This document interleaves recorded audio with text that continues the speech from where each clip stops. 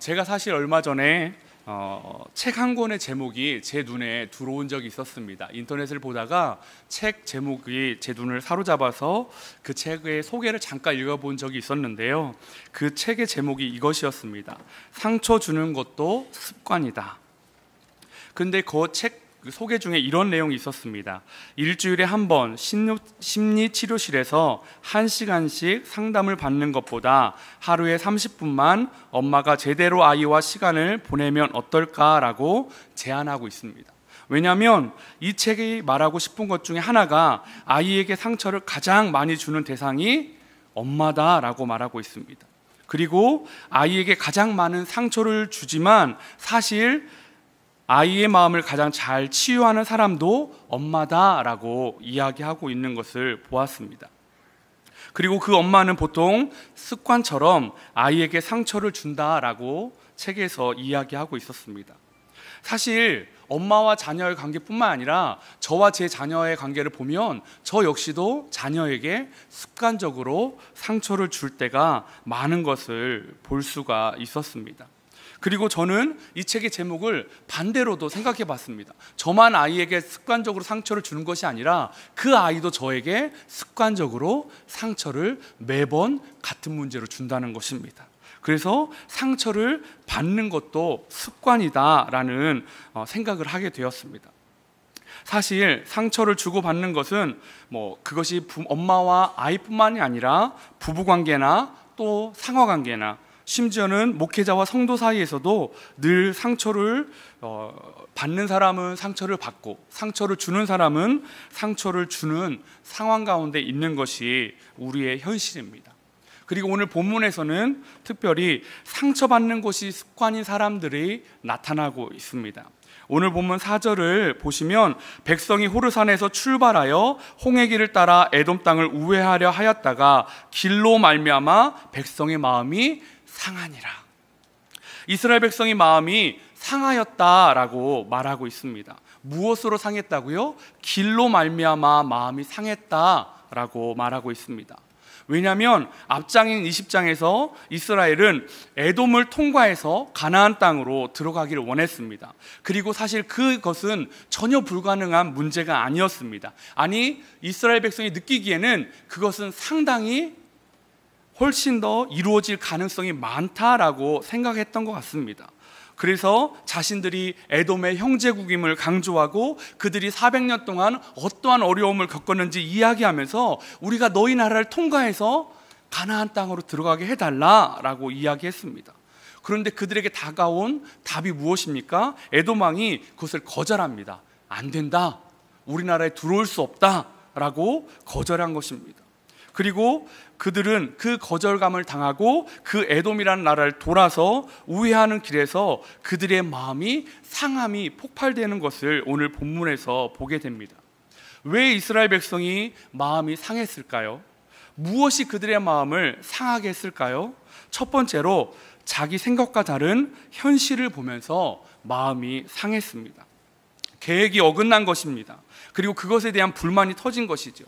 40년을 광야 생활을 하면서 그들에게는 하나님의 은혜를 경험한 것도 많았지만 사실 아픔에 대한 기억도 상처에 대한 기억도 참 많이 받았습니다.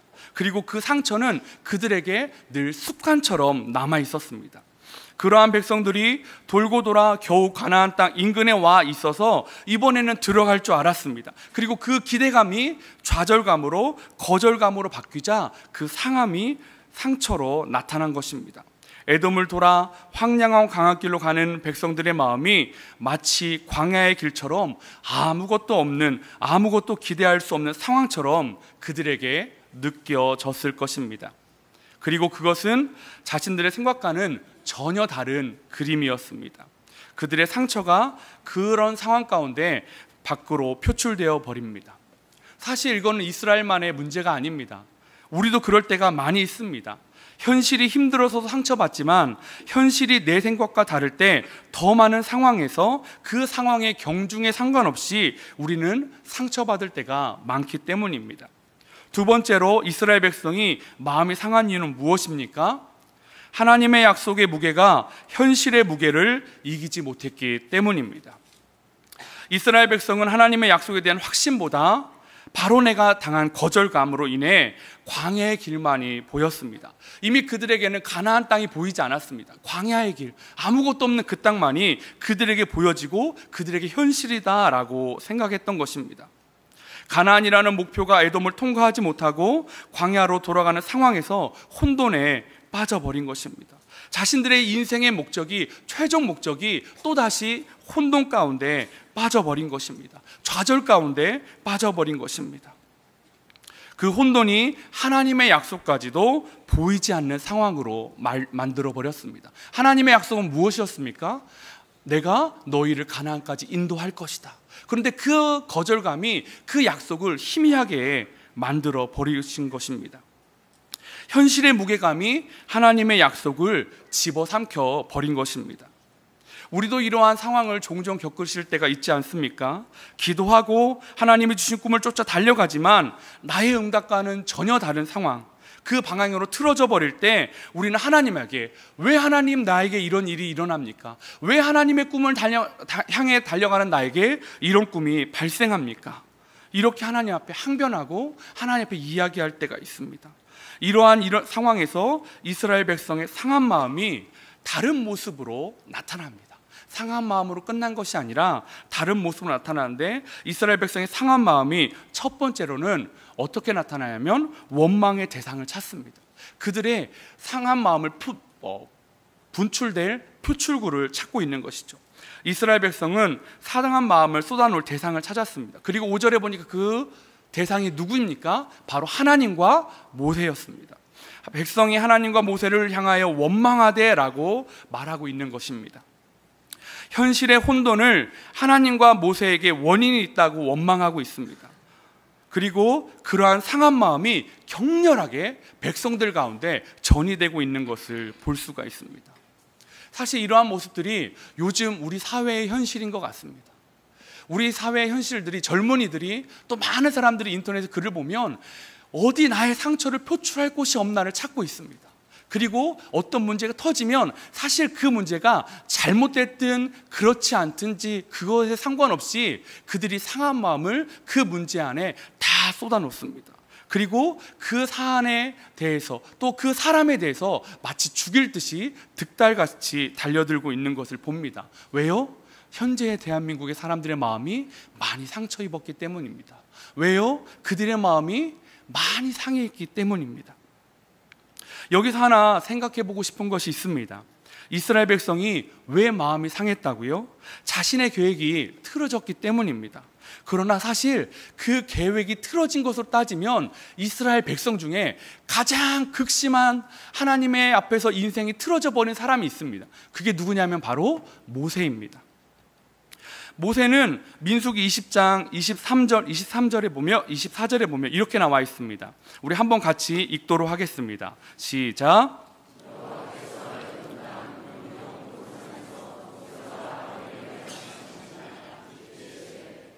아론은 그 조상들에게 돌아가고 내가 이스라엘 자손에게 준 땅에는 들어가지 못하리니 이는 너희가 무리바 물에서 내 말을 거역한 까닭이니라.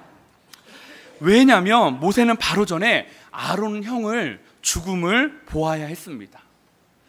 40년의 광야의 힘든 여정을 겪으면서 자기 자신과 같이 비전을 꿈꾸며 달려온 형의 죽음을 본 것은 모세에게는 큰 충격이었습니다. 근데 그것뿐만이 아니라 더 큰 충격이 있는데, 그가 인생의 목표로 달려온 가나안 땅, 약속의 땅에 하나님이 너는 들어가지 못한다라고 거절하신 것입니다.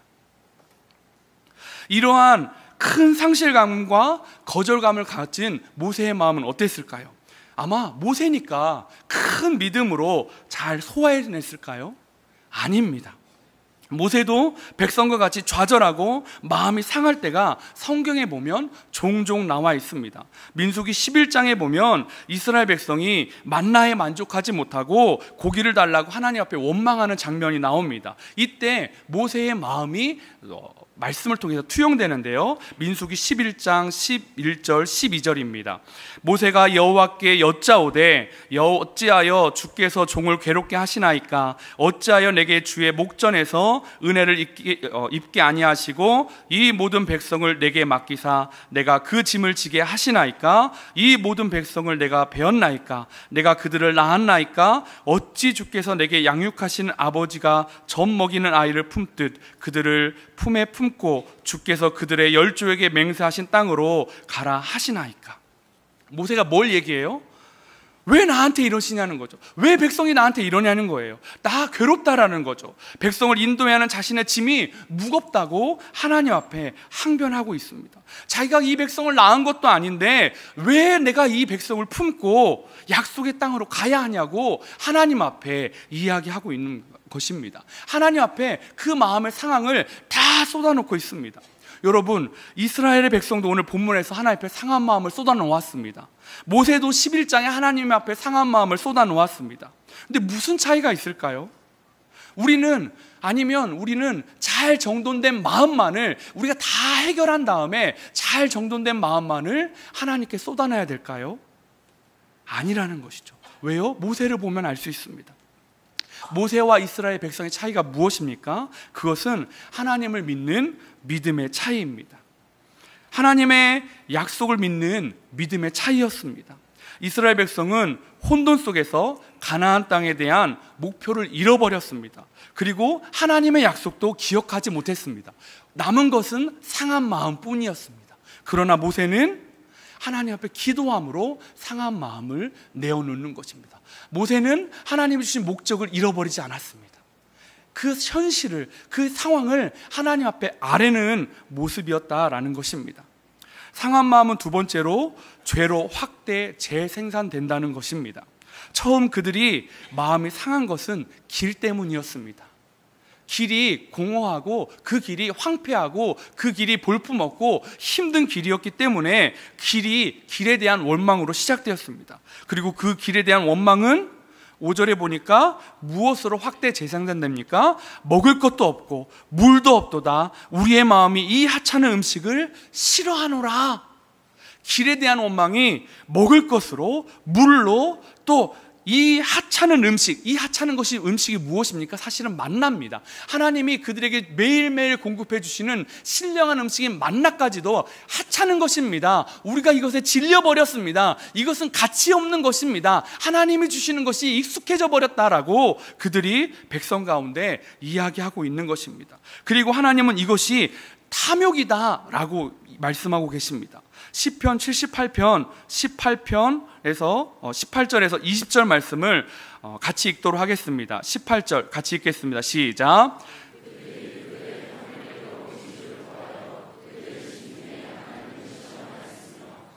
그뿐 아니라 하나님을 대적하여 말하기를 하나님이 광야에서 식탁을 베푸실 수 있으랴.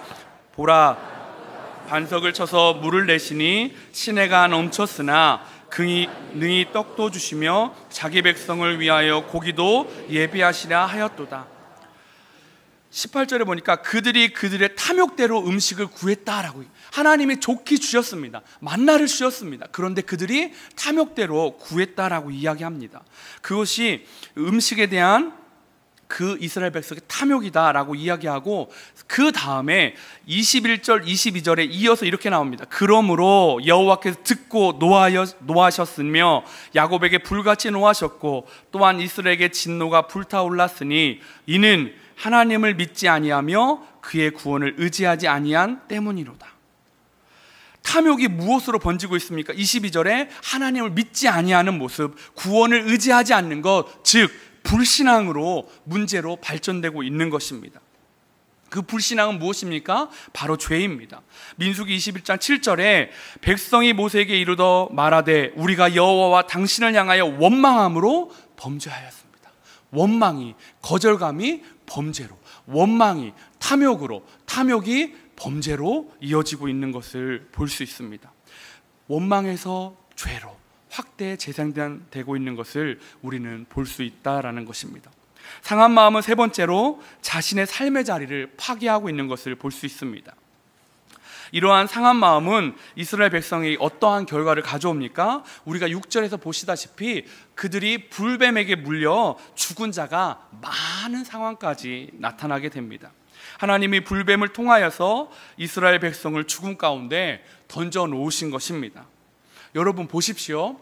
처음 이스라엘 백성이 불평한 것이 무엇입니까? 마음이 상한 것이 무엇입니까? 길이었습니다. 근데 그들이 죽은 이유는 무엇입니까? 길이었습니까? 아닙니다. 그들이 음식 때문에 죽었습니까? 아닙니다. 무엇 때문에 죽었습니까? 불뱀에 물려 죽었습니다. 그들이 우리 앞에 놓인 상황, 그것들을 불평했지만 사실 그 불평은 그들을 죽일 문제가 아니었습니다. 우리는 무너졌습니다, 우리는 이제 끝났습니다 라고 불평하고 상한 마음을 토해냈지만 사실 그 문제는 그들의 삶을 끝내질 수 없는 문제였습니다. 근데 그 불평이 발전되어서 그들의 삶을 무너뜨리고 있는 것입니다. 그 문제를 잘못 해석하니까 그 잘못 해석된 것이 하나님 앞에 죄로 변질되고 그 죄로 말미암아 그들의 삶의 자리가 파괴되고 있는 것을 볼 수 있습니다. 이렇게 상한 마음은 굉장히 치명적입니다. 그러나 우리에게도 이 상한 마음이 사실 많이 있는 것이 사실입니다. 저에게도 상처가 있습니다. 저에게도 상한 마음이 있습니다. 그렇다면 우리가 이것을 어떻게 극복해야 될까요? 저는 상한 마음을 회복하는 방법, 그 첫 번째는 기도의 능력이다라고 믿습니다. 민수기 21장 7절 한번 같이 읽도록 하겠습니다. 시작.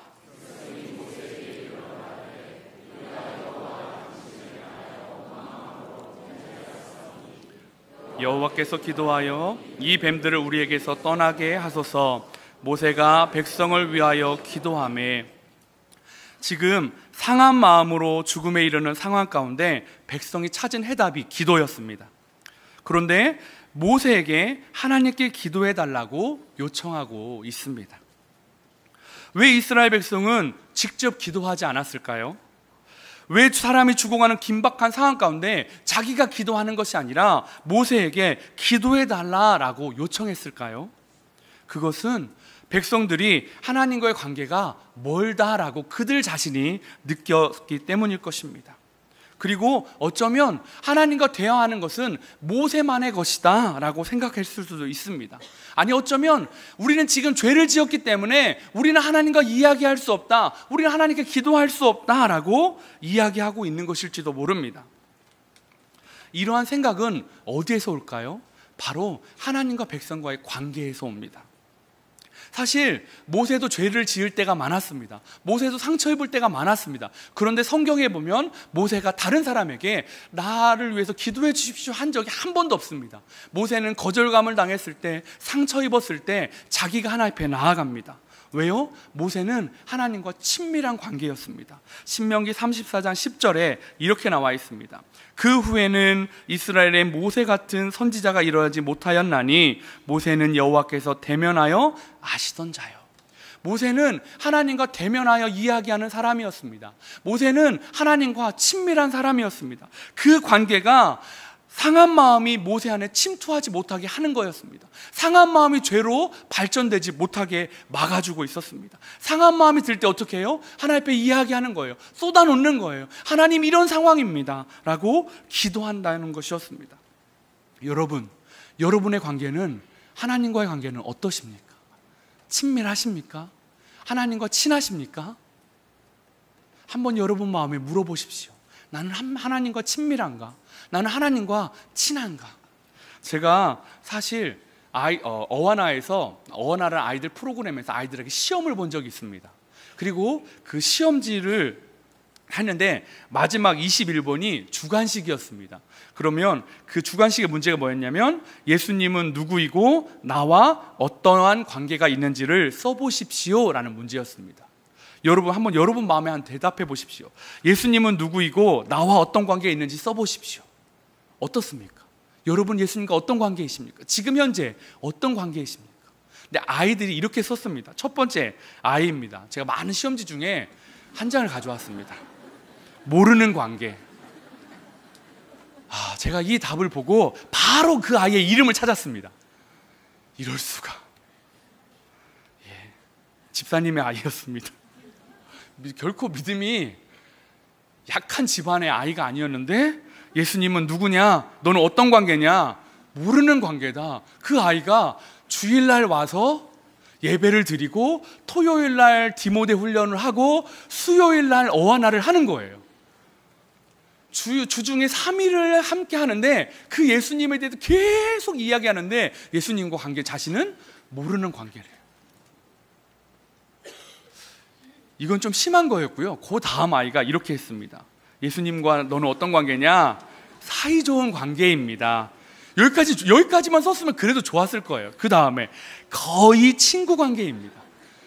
친구인 것 같은데, 사이가 좋은 것 같은데 완전 친하진 않아요. 더 친해져야 돼. 더 많이 알아가야 돼. 얘는 괜찮아요. 개선의 여지가 있어요. 그 다음 아이 30점 맞았어요. 이 문제에 대해서만. 예수님은 하나님이고 나와 예수님의 관계는 친하고 사이가 엄청 좋습니다. 이 아이는 괜찮아요. 왜 그런지는 모르지만 이렇게 썼으니까요. 그래서 기쁜 마음으로 선생님들이 30점을 주셨어요. 얘보다 5점 더 맞은 애가 있어요. 그 아이의 대답은 이랬습니다. 대단한 분이고 나와 아주 친하십니다. 왜냐하면 나를 만드시고 나의 생활 모든 것을 지키시는 분입니다. 이 아이가 구체적으로 나의 생활의 모든 것을 지키시기 때문에 나와 아주 친합니다. 나를 만드셨습니다 라고 고백했어요. 근데 얘보다 5점 더 맞은 아이가 있어요. 40점. 이렇게 했습니다. 예수님은 우리 죄 때문에 돌아가신 분이다. 나와 이야기를 주고받는 관계다. 제가 깜짝 놀랐어요. 얘는 어떻게 주고받을까? 근데 얘가 너무 친절하게 가로 열고 써놨어요. 왜냐하면 기도를 들어주어서. 예수님은 하나님의 아들이시다. 점점점점점. 이렇게 나와 있습니다. 사랑하는 성도 여러분, 여러분에게 묻고 싶습니다. 지금 여러분은 예수님과 어떤 관계입니까? 혹시 거의 모르는 관계로 빠져가고 계시지 않습니까? 좀 더 친해져야 되지는 않습니까? 거의 친구인 관계는 아닙니까? 아니면 마지막 아이가 이야기한 것처럼 나는 하나님과 이야기를 주고받고 있습니다. 오늘도 하나님의 음성을 듣습니다. 왜냐하면 하나님이 나의 기도를 들어주시기 때문입니다 라고 고백했던 이 아이처럼 하나님과의 관계가 어떻습니까? 모세는 마지막 이 아이와 같았습니다. 모세는 그냥 그 음성이 우레처럼 그 귀에 들려서가 아니라 모세는 그렇게 들리지 않아도 그가 기도함으로 하나님과 이야기하는 사람이었습니다. 사랑하는 성도 여러분, 우리가 이 아이들 중에 어떤 답을 하나님께 대답해야 될까요? 하나님 나와 친밀하십니다. 하나님은 나의 생활 가운데 나를 돌보고 계십니다. 하나님은 나의 기도에 응답하여 주십니다 라고 하나님과의 친밀한 관계, 그것을 회복하시길 바랍니다. 무엇으로요? 기도로요. 애들도 알고 있어요. 하나님과 이야기함으로 나는 하나님과 친밀한 관계입니다. 나는 하나님과 직접 이야기하는 관계라는 걸 알고 있습니다. 우리 성도님들 가운데 이 기도의 능력이 회복됨으로 말미암아 상한 마음이 회복되어지기를 축복합니다. 상한 마음을 회복하는 두 번째 방법, 그것은 믿음의 능력입니다. 기도의 응답은 노뱀을 만들어 장대에 매달고 그것을 보는 자는 살아날 것이다 라고 이야기하고 있습니다. 너무 간단해요. 불뱀에 물려 고열에 시달려 하나하나 죽어가는 현실 가운데 하나님이 주신 대안은 간단했습니다. 야, 장대에다가 노뱀을 하나 매달아라. 그걸 보면 살아날 것이다. 너무 명쾌해요. 간단해요. 아파하고 있는 상황 가운데도 딱 보면 아픔이 사라지는 거예요. 고열에 시달려서 시름시름 앓고 있는데 노뱀을 보면, 장대에 매달린 그 뱀을 보면 나을 것이다 라고 이야기하는 거예요. 그런데 죽는 사람이 많았어요. 왜요? 그 대안이 너무 쉬웠기 때문입니다. 그 대안이 비상식적이었고 황당했기 때문입니다. 그 고열에 막 씨름하고 있는 그 이스라엘 백성 가운데는 차라리 이런 대답이었으면 좋았을 거예요. 지금 어디에 가면 어떤 물이 있다. 그 물을 먹으면 너희가 나을 것이다. 아니, 어디에 가면 그 약초가 있다. 그 약초를 찧어서 너희 환부 가운데 바르면 나을 것이다. 아니면 아예 하나님이 이제 너희를 낫게 할 것이다. 싹 나았으면 좋았을 텐데 하나님이 그냥 아무 말 없이 낫게 해주신 것도 아니고 뭔가를 약초를 하고 어떤 이집트에서 했던 민간요법을 한 것도 아니고 전혀 다른 방법. 장대에 높이 달린 노뱀을 봐라. 그러면 너희가 나을 것이다. 근데 그들의 상식에는 그것이 너무 쉬우니까 의구심이 든 거예요. 그것을 보는 게 어렵지 않은데 자기의 현실에 침몰해가지고 그 상처의 고열에만 씨름하고 있는 것입니다. 사실 여러분, 이 문제가 우리가 문자로 성경을 읽으니까 어리석다, 왜 그 쉬운 걸 안 할까라고 하지만 사실 하나님이 우리 안에도 그런 믿음을 요구하실 때가 참 많이 있습니다. 우리가 어쩔 수 없는 현실의 장벽과 갇혀 있을 때 하나님이 응답이라고 주셨는데 너무 원론적인 거, 우리가 다 아는 거, 예수 그리스도를 믿어라, 기도해라, 찬양해라, 이것으로만 말씀해 주셔서 너무 많다는 거죠. 그러니까 안 하죠. 왜요? 해봤으니까요. 아니, 안 하죠. 왜요? 예전에 해도 안 됐으니까요. 우리의 생활 가운데 이스라엘 백성의 모습이 없다고 어느 누가 장담할 수 있겠습니까? 하나님의 말씀을 무겁게 듣고 실천하는 능력이 이스라엘 백성을 살렸는데 그 말씀의 무거움을 무시하고 현실의 무거움을 붙잡은 사람들은 다 죽었습니다. 우리가 그러면 그때 이스라엘 백성은 노뱀을 바라봐야 됐다면 우리는 지금 무엇을 바라봐야 될까요? 요한복음 3장 14절 15절 같이 한번 읽겠습니다. 시작.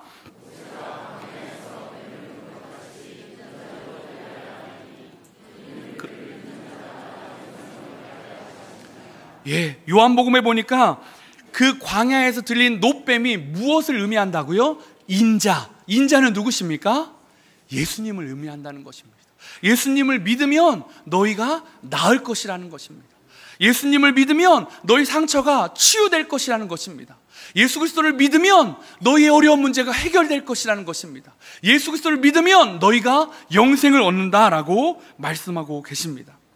그런데 이것조차도 하지 않아요. 왜요? 세상 사람들이 보기에 너무 쉬우니까요. 자기가 지었던 그 무거운 죄들이 씻김 받기에는 그것이 너무 간단하니까요. 차라리 선을 요구하고 행실을 요구하면 그것들 따라갈 텐데 그냥 믿으라니요. 그러니까 못 믿는 것입니다. 근데 이것이 세상 사람들에게 있습니까? 아닙니다. 오늘날 우리에게도 있습니다. 너무 많이 들어서, 귀에 딱지가 들어서 알아요. 예수 믿으면 되죠. 기도하면 되죠. 그런데 믿지 않아요. 그런데 기도하지 않아요. 여러분 삶 가운데 이 믿음의 능력, 예수 그리스도를 믿는 능력, 장대에 달린 노뱀을 바라보는 그 단순한 신앙의 고백이 상식을 넘어서 하나님이 하라고 하실 때 아멘 할 수 있는 믿음의 능력이 회복되기를 축복합니다. 상한 마음을 회복하는 세 번째 방법, 바로 찬양의 능력입니다. 찬양은 아시다시피 놀라운 능력이 있습니다. 찬양은 변화하지 않는 상황, 상한 마음으로 밖에 대할 수 없는 상황을 보는 나의 관점을 바꿔주는 능력이 있습니다. 우리 시편 58편 7절 8절 제가 한번 읽어드리겠습니다. 하나님이여, 내 마음이 확정되었고 내 마음이 확정되었사오니 내가 노래하고 내가 찬송하리이다. 내 영광아 깰지어다. 비파야 수구마 깰지어다. 내가 새벽을 깨우리로다. 지금 다윗이 하나님 앞에 찬양하는 거예요. 내 마음이 확정됐습니다. 나는 하나님을 버리지 않습니다. 나는 하나님 앞에 매달려 있습니다. 나는 하나님을 함께 할 것입니다. 내 마음이 확정되었습니다. 하나님은 나의 주인이십니다. 나는 하나님을 노래합니다. 하나님이 나에게 행하신 모든 일은 선하십니다. 하나님을 찬송합니다. 내 영광아 깰지어다. 비파와 수구마 깰지어다. 이 새벽에 내가 새벽을 깨우리로다. 지금 다윗이 고백해요. 근데 사실 이 시편은 언제 쓰여진 거냐면 다윗이 자기를 죽이려고 하는 사울왕을 피해서 동굴에 있으면서 지은 시입니다. 여러분, 그 깜깜한 동굴에서 숨어 있으면서 다윗이 고백하는 거예요. 왜 고백할까요? 마음을 빼앗기지 않겠다라는 고백입니다. 내 마음이 확정됐다라는 거죠. 나는 이 상황 가운데 하나님을 의심하지 않겠다라는 거죠. 나는 이 상황 가운데 함몰되지 않겠다는 거죠. 그 상황을 놓고 기도하고 찬양하는 것이 아니라 그냥 자기의 신앙을 고백하는 거예요. 상황을 보지 않고 그의 마음을 고백합니다. 여러분, 그런데 놀라운 거, 이렇게 다윗이 찬양하면 그의 상황이 바뀔까요? 새벽을 깨우리로 다 찬양을 끝나면 그 동굴에서 그가 왕궁으로 옮겨질까요? 그가 도망자의 시대에서 왕의 신분으로 바뀌어질까요? 아니지 않습니까? 여전히 굴에서 숨어있는 초라한 자신의 모습이지만 자신을 향한 하나님의 계획을 믿음으로 눈으로 볼 수 있게 되었다라는 것입니다. 이것이 바로 찬양의 능력이십니다. 찬양의 능력은 다윗을 무너뜨리려는 상한 마음에서 번번이 그를 건져줍니다. 그리고 하나님의 계획을 믿고 나아갈 수 있게 해줍니다. 내가 하나님의 기름 부음 받았었지, 하나님이 나는 왕이 될 거라고 했었지, 나는 지금 도망자고, 나는 지금 비루하고, 나는 지금 실패했고, 나는 지금 동굴했지만 나는 흔들리지 않습니다. 나는 하나님의 계획을 믿습니다. 왜요? 찬양함으로 고백하는 거예요. 찬양이 끝나도 그의 상황이 변하지 않아요. 그러나 그의 마음은 늘 하나님 앞에 있는 것입니다. 사실 얼마 전에 제가 저희 아이의 어머니에게 카톡을 받았습니다. 한 보름 전이었습니다. 도윤서라는 아이인데요, 여러분도 아마 잘 아시는 아이일 겁니다. 아마 아시는 분도 있을 것이고 또 모르시는 분도 있겠지만 많은 분이 아실 겁니다.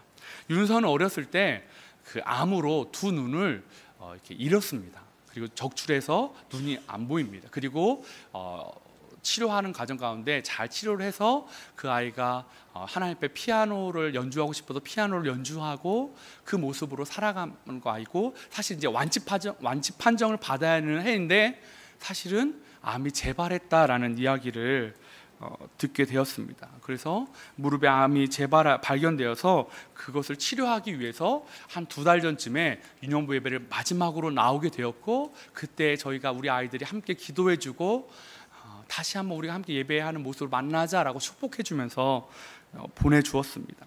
그런데 그렇게 치료하는 중에 한 보름 전에 어머니에게 카톡이 왔습니다. 7월 14일이었습니다. 제가 그 카톡 내용을 간단히 읽어드리겠습니다.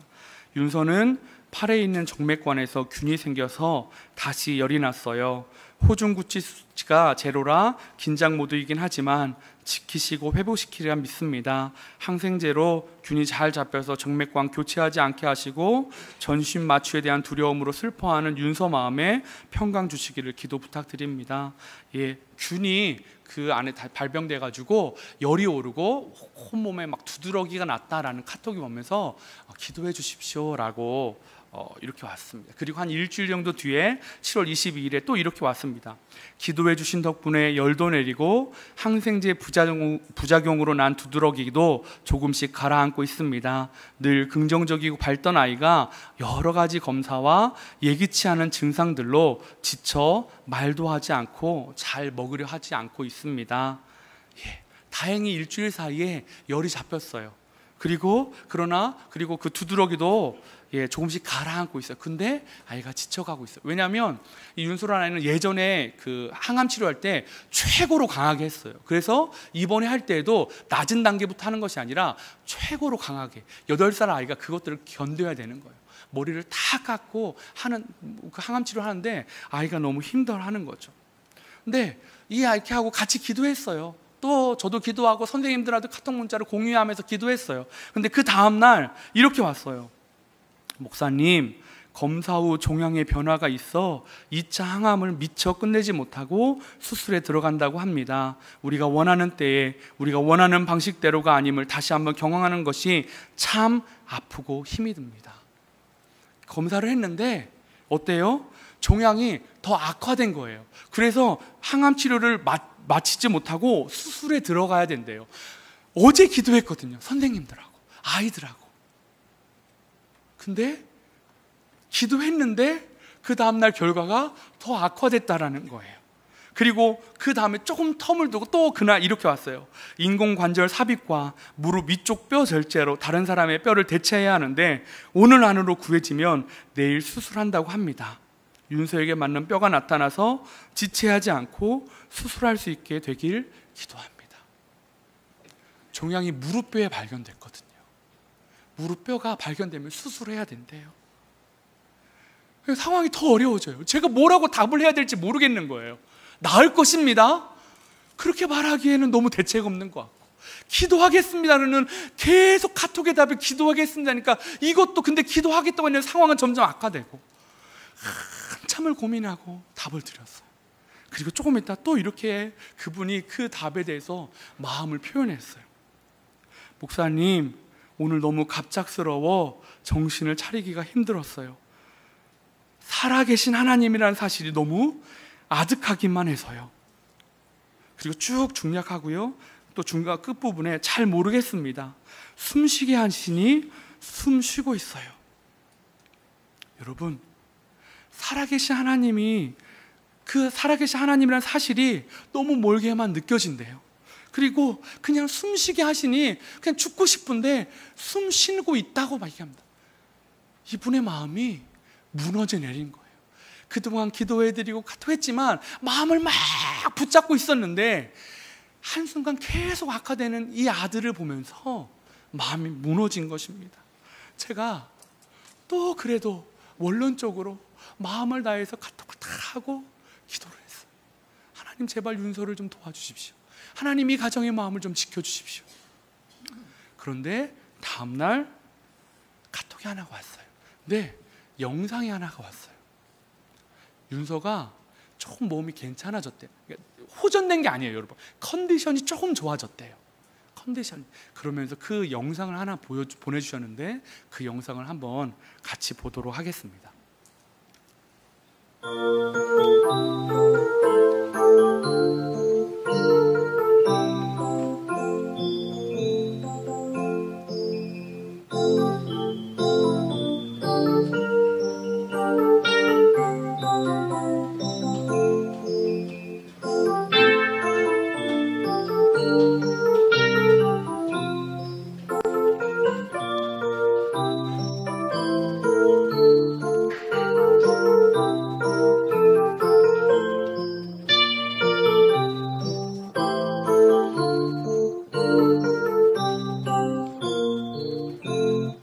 이렇게 하면서 카톡이 왔어요. 그 카톡은 제가 사진으로 캡처해서 보여드리겠습니다.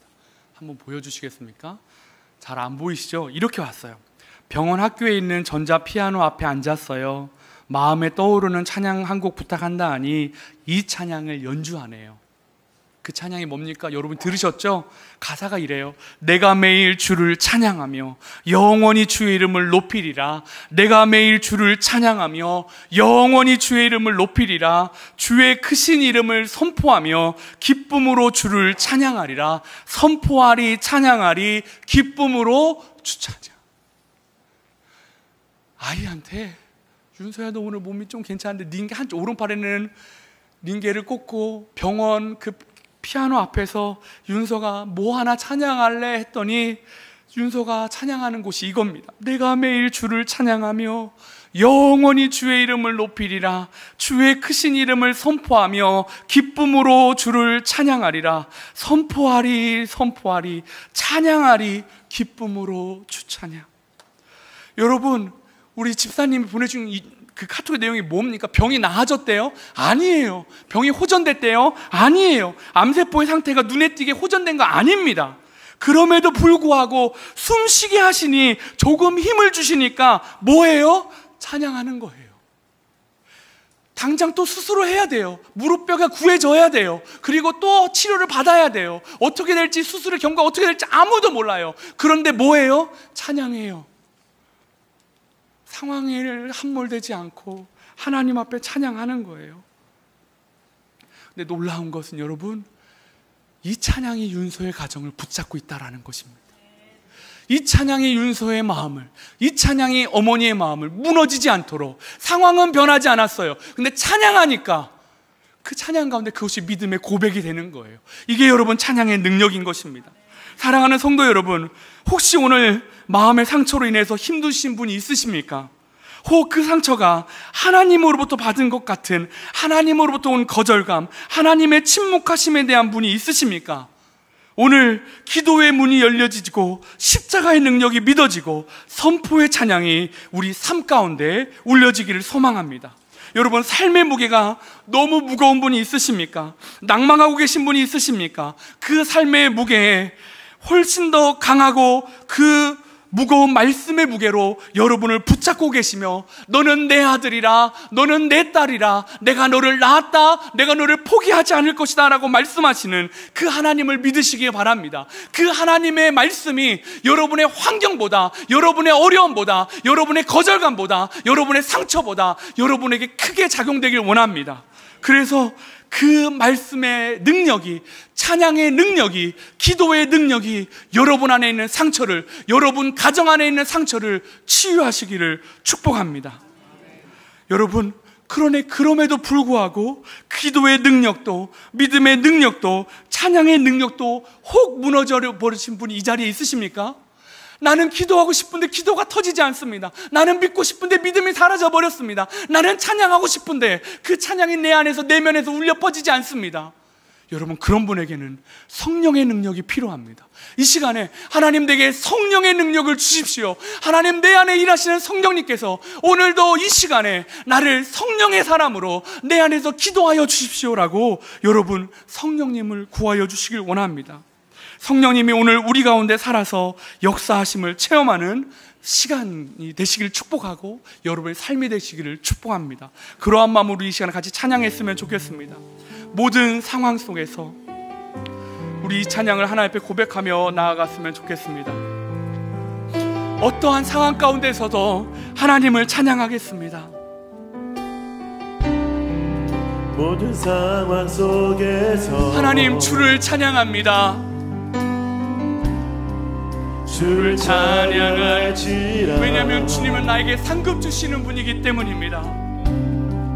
주는 너의 큰 상급. 하나님, 나에게 큰 도움의 손길을 허락하여 주시옵소서.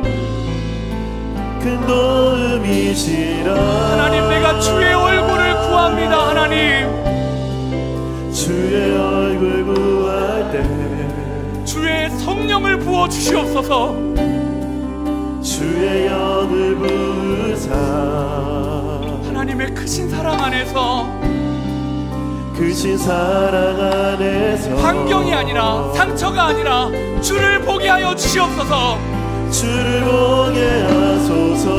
상황을 넘어, 환경을 넘어 이 시간에 믿음으로 내 영혼이 확정되고 확정되었사오니, 내 영혼이 확정되고 확정되었사오니, 믿음의 눈으로 주를 바라봅니다.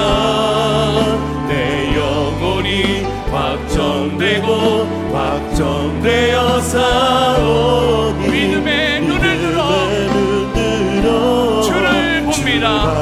우리 한 번 더 찬양. 내 영혼이 확정되고, 내 영혼이 확정되고 확정되었사오니, 믿음의 눈으로 주를 바라봅니다. 여러분의 신앙 고백을 합니다. 내 영혼이 확정되고 확정되었사오니, 믿음의 눈으로 주를 바라봅니다. 모든 상황 속에서, 모든 상황 속에서 주를 찬양하겠습니다. 주를 찬양할지라. 주는 너의 큰 상급. 여러분의 큰 도움이신 그분의 손을 붙잡길 바랍니다. 큰 도움이시라. 주의 얼굴을 구합니다. 하나님, 도와주시옵소서. 주의 얼굴 구할 때 성령을 부어주시고 주의 영을 부으사. 하나님의 크신 사랑으로 한 번 더 나를 붙잡아 주시옵소서. 크신 사랑 안에서 주를 보게 하시옵소서. 주를 보게 하소서. 여러분, 마음으로 믿음으로 고백하길 원합니다. 내 영혼이 확정되고 확정되었습니다. 영혼이 확정되고 확정되었사오니, 믿음의 눈으로 주를 바라봅니다. 내 영혼이 확정되고 확정되었사오니,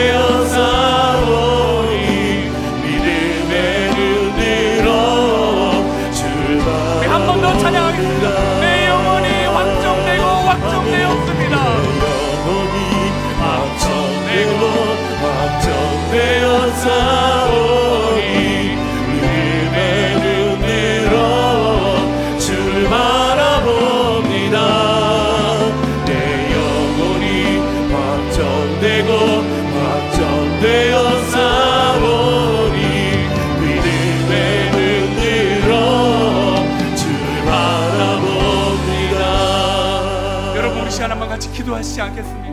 먼저는 여러분 윤서를 위해 기도해 주셨으면 좋겠습니다. 금요일날 다시 입원했습니다.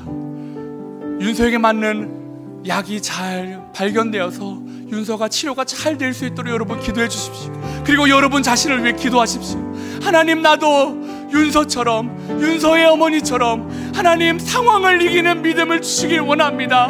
하나님, 내 상황에 함몰되지 않도록 하나님 내 마음의 찬양이 끊어지지 않게 도와주시옵소서. 하나님, 내 기도가 잘 정제된 이야기만 하나님 앞에 쏟아놓는 것이 아니라 나는 하나님 앞에 내 상한 마음을 쏟아놓고 싶습니다. 하나님은 나의 아버지지 않습니까? 하나님, 내 마음을 쏟아놓을 테니 하나님 받아주시고 하나님 이것이 믿음의 능력으로 작동되게 하여 주옵소서.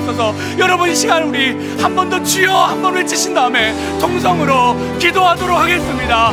주여, 하나님 아버지 은혜를 주시길 원합니다. 하나님 여호와여, 이 시간 가운데 하나님 오늘도 입원하여도 병원에 있는 인성 가운데 하나님 여호와여 은혜를 주시고 하나님 회복하여 주시는 은혜가 있게 하여 주옵소서. 하나님 윤서에게 맞는 약이 회복하며 발견되게 도와주시고 적절한 양으로 우리 윤서가 하나님 회복될 수 있도록 하나님 은혜를 주시길 원합니다. 하나님 여호와여 은혜를 주옵소서. 하나님 여호와여, 사랑하는 우리 성도님들을 불쌍히 여겨주시길 원합니다. 하나님의 향한 거절감으로 세상에 받은 상처로, 부모에게 받은 상처로, 아버지 직장에서 받은 상처로, 아니면 어쩌면 교회에서 받은 상처로, 아니 어쩌면 목회자에게 받은 상처로 하나님 마음이 아파하는 성도님들이 계시다면 하나님 이 시간에 하나님 오늘도 사랑하는 성도님들에게 기도의 능력이 터져나오게 하여 주옵소서. 하나님 믿음의 능력이 생겨나게 하여 주옵소서. 하나님 찬양의 능력이 터져나오게 하여 주옵소서. 하나님, 그러므로 말미암아 하나님 앞에 성령의 능력으로 오늘도 하나님 달려갈 힘을 얻게 하여 주옵소서. 한 주간 하나님 상처에 힘없는 것이 아니라 우리의 상황에 매몰되는 것이 아니라 하나님의 은혜를 구하며 하나님 달려가는 우리의 생활이 되길 원하오니 하나님 여호와여 은혜를 주옵소서. 하나님 여호와여 성령의 능력을 부어 주옵소서. 하나님 은혜를 주시길 원합니다. 하나님 여호와여 도와주시고 하나님 붙잡아 주옵소서. 하나님 여호와여 은혜를 주시며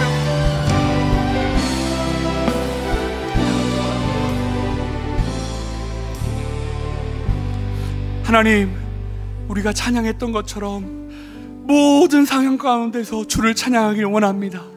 내 안에 상처 주는 부모에게서도, 아니 어쩌면 내 안에 상처 주는 자녀에게서도, 아니 친구 관계에서도, 직장 생활 가운데에서도, 또 하나님으로부터 오는 거절감으로부터도, 어쩌면 교회 안에서 받은 상처로, 목회자에게만 상처로부터서도 하나님 그 어떤 것도 하나님 나를 죄 가운데 빠지지 않도록 우리 안에 기도의 능력이, 믿음의 능력이, 찬양의 능력이, 성령의 능력이 불릴 듯 일어날 수 있도록 우리를 붙잡아 주시옵소서.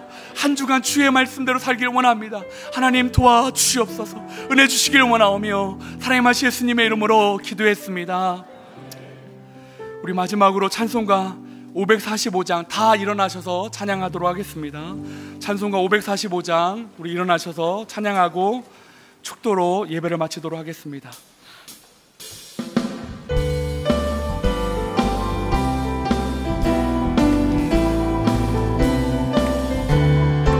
아무 증거, 이 눈에 아무 증거 아니 되어도 믿음만을 가지고서 늘 걸으며 이기에 아무 소리 아니 들려도 하나님의 약속 위에 서리라. 걸어가세 믿음 위에 서서 나가세 의심 버리고 걸어가세 믿음 위에 서서 눈과 귀에 아무 증거 없어도 주님의 거룩함을 들고 맹세한 주 하나님 아버지는 참 미쁘다. 그 귀한 모든 약속 믿는 자에게 능치 못할 무슨 일이 있을까. 걸어가세 믿음 위에 서서 나가세 의심 버리고 걸어가세 믿음 위에 서서 눈과 귀에 아무 증거 없어도 걸어가세 믿음 위에 서서 나가세 나가세 근심 버리고 걸어가세 믿음 위에 서서 능가 위에 아무 증거